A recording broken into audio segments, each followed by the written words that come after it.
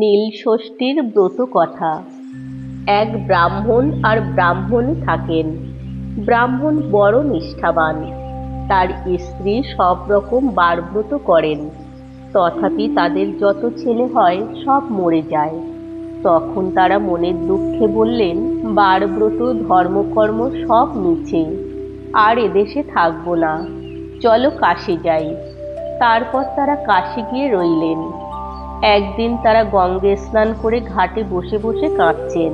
এমন সময় মা ষষ্ঠী সন্ন্যাসিনীর বেশ ধরে তাদের কাছে এসে বললেন, তোমরা ঘাটে বসে কাঁদছো কেন গা?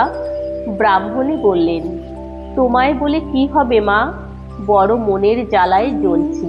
আমাদের 5টি ছেলে ও একটি মেয়ে হয়েছিল মা, সব গেছে।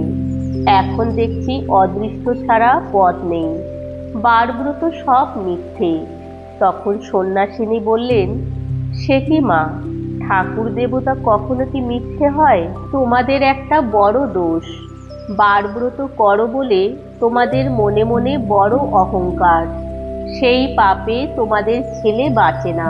বারব্রত শুধু করলে কি হবে, মন পবিত্র রাখা চাই, ধর্মে বিশ্বাস থাকা চাই, ছেলের কল্যাণের জন্যে ভগবানকে দিনরাত ডাকা চাই, সকলকার কাছে নিচু হয়ে থাকবে, তবে তো তার দয়া হবে।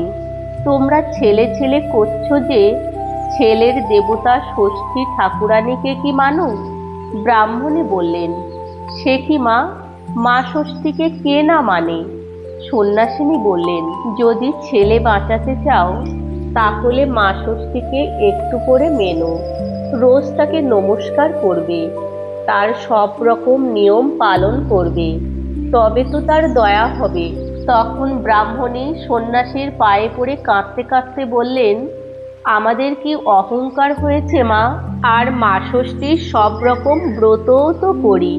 তখন সন্ন্যাসিনী বললেন, কই, কখনো কি নীল ষষ্ঠী করেছো? ব্রাহ্মণী বললেন, সে কি রকম মা, এ ব্রতের নাম তো জানি না, এর নিয়মই বা কি? তখন সন্ন্যাসিনী বললেন, সমস্ত চৈত্র মাস সন্ন্যাস করে প্রত্যহ শিব পূজা করবে, তারপর সংক্রান্তির আগের দিন সমস্ত দিনের বেলা উপবাস করে সন্ধ্যার সময় নীলবাতির পুজো করে নীলকণ্ঠ শিবের ঘরে বাতি জ্বেলে দিয়ে মা ষষ্ঠীকে প্রণাম করে তবে জল খাবে। ওই দিন নীল ষষ্ঠীর দিন বলে নীল ষষ্ঠী করলে মা ষষ্ঠীর দয়া হবে, কারণ নীল ষষ্ঠী করলে কখনো ছেলে মরে না। তাই বলছি, এবার নীল ষষ্ঠী করো, দেখবে তোমার ছেলে মরবে না। এই বলে মা ষষ্ঠী অন্তর্ধান হলেন। ব্রাহ্মণ ব্রাহ্মণী সেই থেকে খুব ভক্তি করে নীল ষষ্ঠীর পুজো করতে লাগলেন। ক্রমে তাদের ছেলেপুলে হলো, সেগুলি সব বেঁচে রইল। ব্রাহ্মণ ব্রাহ্মণীর সুখ দেখে পাড়ার সকলে নীল ষষ্ঠীর ব্রত করতে লাগলো। সেই থেকে নীল ষষ্ঠীর পুজো প্রচার হলো। নীল ষষ্ঠী ব্রত হিন্দু ধর্মে একটি গুরুত্বপূর্ণ ব্রত, যা বিশেষ করে মা ষষ্ঠী ও শিবের কৃপা লাভের জন্য পালন করা হয়। এই ব্রতের ফলাফল অত্যন্ত শুভ বলে মনে করা হয়। ব্রত পালনের ফলাফল: সন্তান লাভ ও সন্তানের মঙ্গল। নিঃসন্তান দম্পতিরা এই ব্রত করলে সন্তান প্রাপ্তির আশীর্বাদ পান।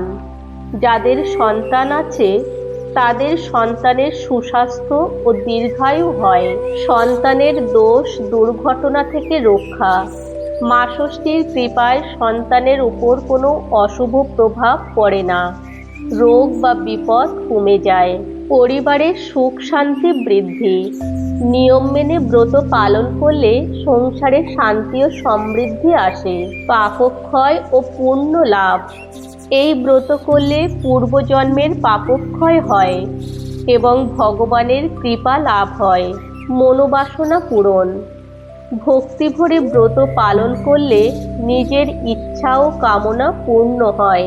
নীল ষষ্ঠী মূলত ভক্তি, সংযম ও বিশ্বাসের প্রতীক। এই ব্রতের মাধ্যমে ভক্তরা ঈশ্বরের প্রতি আস্থা রাখে এবং জীবনে ইতিবাচক পরিবর্তন অনুভব করে।